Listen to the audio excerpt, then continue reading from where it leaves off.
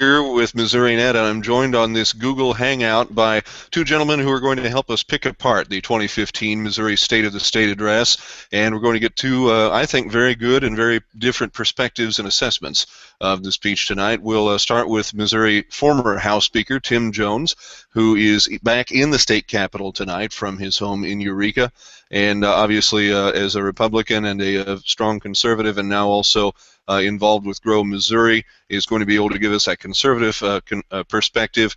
And then from the other end of the aisle, the end of the political spectrum, we're joined by Sean Nicholson, who is with, if not the strongest, perhaps one of the strongest progressive and liberal voices in Missouri and Progress Missouri. Gentlemen, thank you both for your time tonight. Good to be here. Thanks, Mike. Thanks for having me. I'm going to throw this first question to you, Sean, because we just heard, again, the penultimate address from Governor Jay Nixon, and you representing, as I said, the liberal viewpoints in the state and the progressive arguments in the state. You heard from a governor tonight who is facing an even bigger Republican supermajority than he did last year. He has obviously undergone a lot of criticism in the last few months, and certainly is not being looked upon in the same political light that he was this time last year, when folks were considering perhaps he could be a vice presidential candidate, perhaps he could be holding a cabinet seat. So I want to ask you, in this relationship between the governor's office and the legislature, with him representing your side of the aisle, if you will, in that relationship, how confident are you, after what you heard tonight, that he can carry that flag? I thought tonight's speech was a reminder of why the governor won his election and re-election campaign statewide with such strong margins, with bipartisan support from around the state. I thought the governor was especially strong in the focus on jobs, both with recent job growth in 2014, which he mentioned in the state was the strongest overall job creation numbers since 1997, and he bookended the whole speech with jobs at the front end and then the focus on the auto industry at the tail end. I also thought it was really key that the governor highlighted two pieces on which there's bipartisan support, both Medicaid expansion and ethics reform. I think it remains to be seen how the legislature is going to take the ball and run with that over the next couple months, but it's certainly clear that the public supports those issues and that there's bipartisan support to make it happen. And let me throw then the issue back to former Speaker Tim Jones, and coming from your perspective as a conservative in Missouri, and certainly you've been very strongly conservative on many of the same issues that the governor spoke about tonight when he's spoken about them in the past. What did you hear? Well, Mike, you know, what I heard tonight, I think, was, well, the question that Missourians wanted to have answered was, who's going to govern the state for the next 2 years? This governor is entering his last 2 years. So there's the potential here for this to be a very lame duck governorship. And I think the resounding answer you heard was, this governor is done with governing. He has no new ideas. And the Missouri legislature, which was reelected in resounding numbers and actually increased their majorities in both chambers, they're going to govern the legislature. The Missouri voters just went to the polls about less than 3 months ago, and they returned every single Republican incumbent who was not term limited, added 8 of those people into the House, added a member or 2 in the Senate, and said, we're tired of the Obama, Nixon, Koster style of governance. It's an absolute failure. Now, where I think the governor can succeed, he can return to Jay Nixon 1.0, as I call him. Jay Nixon in his first term governed as a very conservative, if not liberal, Republican, and I think if he returns to those roots, those conservative roots, he'll work very well with this conservative supermajority that was just elected in November. What do you think, Sean? Too much of what we've heard before? I think that the points where there was renewed emphasis are where the legislature still needs to act. I think it's totally appropriate and right on for the governor to say, hey, it's time to get real on Medicaid. It is terrible and bad, but it's the legislature's responsibility to act on Medicaid at this point. So it's not the governor's fault that we're still talking about that 3 years later. It's right on for the governor to call for ethics reform again. And let me throw that back at you, Sean, because we have heard the governor call for Medicaid for the last 3 years. He's faced again with this Republican supermajority, again an even bigger one, and they're saying that that's evidence of Missourians not wanting to see Medicaid expansion. Why keep hammering this issue that we've heard about year after year after year? I think the focus remains on Medicaid expansion from Republicans and Democratic leaders alike because of the human cost of inaction, because of the economic cost of inaction, both in terms of the overall economic growth that can happen and the direct impact on hospitals and healthcare providers in rural communities and large communities. I think there's been strong Republican leadership on the issue, despite a vocal minority, especially in the Senate, on the part of Senator Ryan Silvey or Representative Jay Barnes, who are hardly hippie liberals like me. I think that they've outlined a pretty clear Republican approach to expansion, and that's what we'd really love to see happen. Speaker Jones, is that sometimes seems to be the case, at least in the sense that you do have this vocal minority, whereas there is some support, at least for, as you and I talked about many times in the last few years, Medicaid reform, if not full-on expansion. Why don't we see that issue move more, if only in reform? Well, Mike, I think there's an opportunity to have reform. The problem is this governor has never, ever run on Medicaid expansion. I would challenge Sean or any of my friends on the left to show me where this governor ran on Medicaid expansion and was elected on that subject.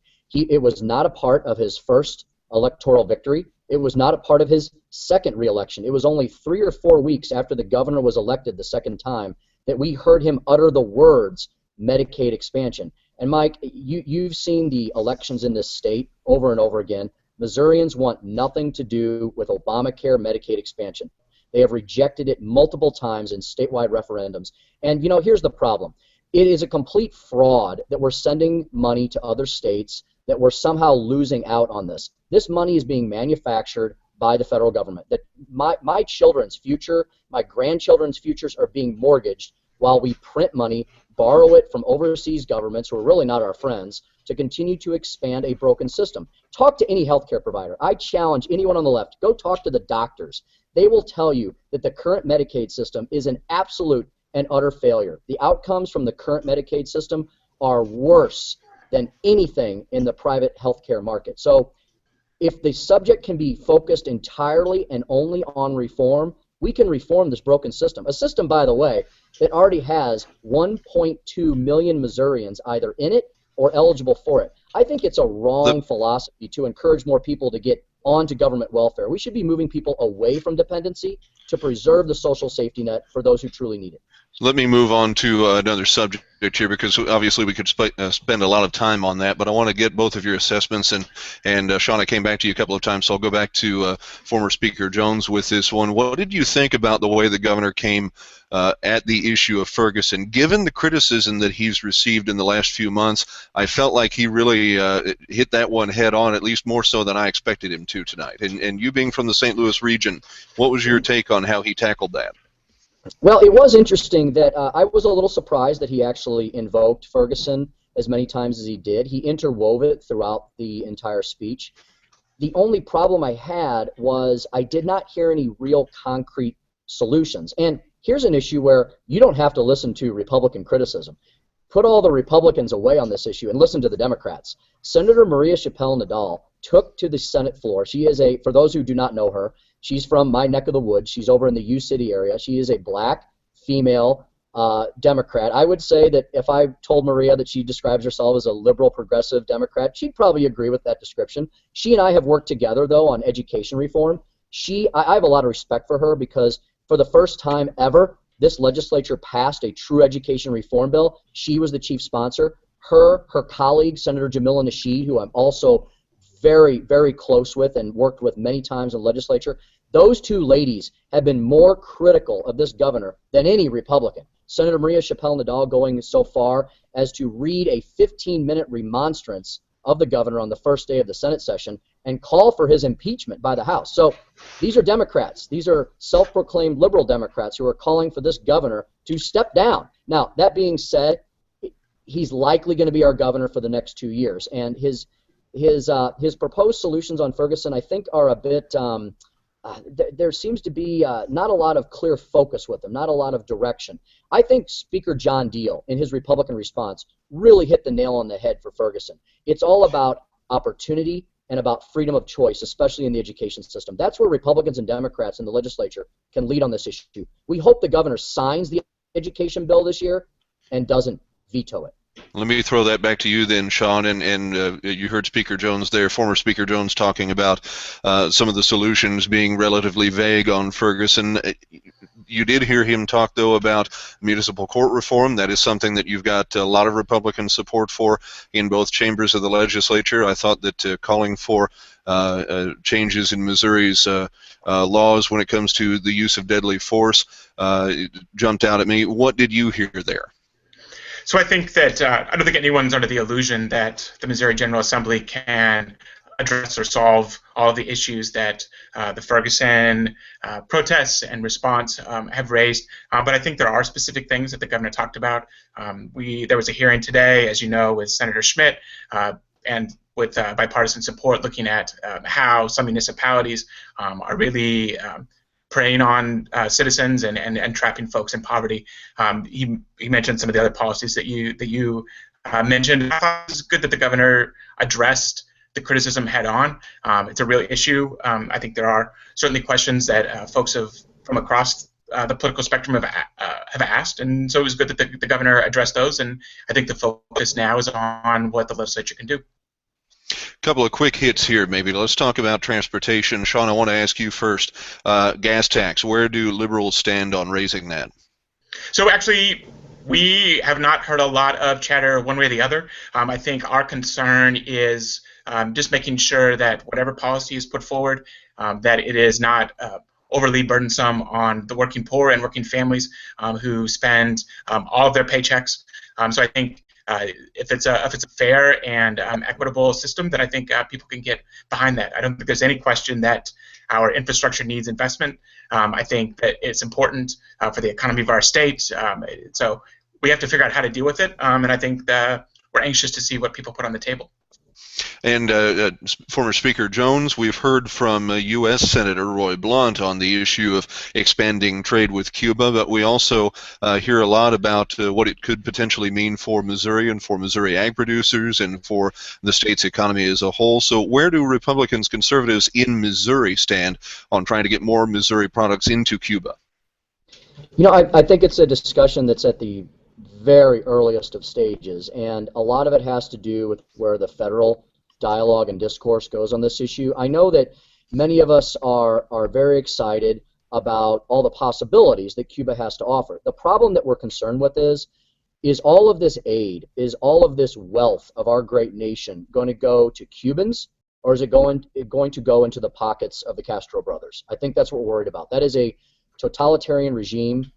They are very much steeped in the old ways, going back to, let's say 1959, when the revolution occurred, and they pretty much are stuck in that time warp. Many feel that the Cuban people are not going to benefit at all from all this influx of potential American wealth that goes there. I think it could be great for America. My question is, that, is it I thought we lost you. Go ahead. Yeah, my question is it going to be good for the Cuban people, or is it just going to be good for the Castro brothers? I think that's the concern we have. Yes, Missouri could benefit, but are we taking advantage of an entire nation of people for our own potential benefit? Sean, do you want to speak about the Cuba issue before we move on? I won't pretend to have any expertise on this, so. All right. But if the governor goes to Havana, would either one of you like to be on that trip? I do enjoy the Caribbean. It's a beautiful place. This always sounds like such a softball question, but I think it's a valid one, especially in light of some of the other things we've talked about. As Governor Nixon in his final 2 years, the Republican supermajority, is to ask each of you, what did you hear that maybe didn't need to spend time on, or more importantly, what didn't you hear that you wanted to tonight? And I started off the conversation with Sean, so let me go back to you, Tim, a former speaker. We'll start off with you. What didn't you hear that you wanted to? I wanted to hear more specifics, just in general, on every topic. You know, the governor these State of the State addresses, the State of the Union addresses, there's a lot of great platitudes. You hear from both sides of the aisle. Both sides of the aisle, whoever it is, Republican, Democrat, it's the potential to have a lot of soaring rhetoric without a lot of specific realities of what they're actually going to do. So every time the governor brought up a subject, especially the ones that I'm most interested in, like reforming our education system and giving access to a great education for all the children of Missouri, no matter what zip code you're in, something that is a bipartisan issue that I've championed over the years, talking about how we're going to move our economy forward, how to deal with the real problems of America. You know, wages have stagnated for the last 6 years, and under the most poor Americans and most poor Missourians, wages have gone down.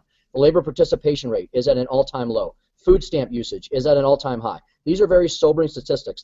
The shadow of the crisis, as President Obama said last night, is over. We still have a lot of big challenges, and I wanted to hear the governor give more specifics on, you know, he brought up a lot of things about transportation, how we could solve that funding crisis, but all he did was list the laundry list of the potential solutions without making a choice for any of them. This governor needs to lead more, and leadership requires a specific agenda. That doesn't mean you're going to make everybody happy, but no one can follow you if you're not laying out a trail for people to potentially go down. Sean, same question to you. Was there more that you wanted to hear tonight, or were you satisfied? Your just general observations. So on the governor's side, I was really hoping to see a recommendation for a pay increase for Missouri state workers. Right now, Missouri state workers are the lowest paid in the country, and that's just inexcusable and wrong. And so I was disappointed that there wasn't a recommendation for pay increases there. On the speaker's side, in the fall, the speaker promised to have a 100 Great Ideas tour. Rex Singfield, one of his front groups, promised to spend a significant portion of a $2.5 million gift on that 100 Great Ideas tour, and then it certainly seems like Rex and the speaker have dropped that whole thing entirely. So it's interesting that the speaker didn't close the loop on that at all from his promises in the fall. All right, gentlemen, I want to thank you both very much for helping us pick apart what we heard tonight. Folks have gotten enough State of the State address perhaps for one night, but I look forward to working with you both as we go forward in the legislative session. And again, thanks so much for taking the time to talk to us tonight. To Sean Nicholson with Progress Missouri and former House Speaker Tim Jones. Gentlemen, thank you. Thanks so much. Have a good night. Thank you very much. Have a great night. All right, this is Mike Lear, Missourinet. That's going to wrap up our coverage of the 2015 State of the State Address, and look to Missourinet.com as we continue to bring you some of the stories that came from tonight. We'll tell you more about the governor's budget proposal that was unveiled right before the State of the State Address to the media and what was included in that, and then stay with us through the rest of the legislative session as we continue to report on what policies are set for you in Missouri. This is Mike Lear.